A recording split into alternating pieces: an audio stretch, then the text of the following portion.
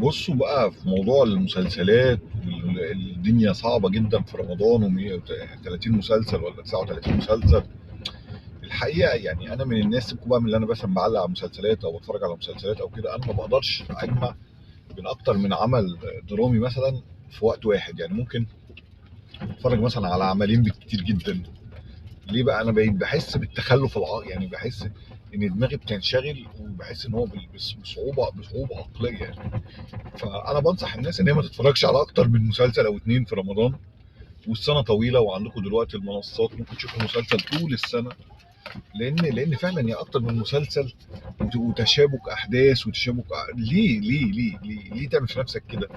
فالافضل هو مسلسل او اتنين في رمضان، او مسلسل في الترم الاول في النص الاول من رمضان، ومسلسل في النص التاني من رمضان. بس ده كفايه جدا يعني.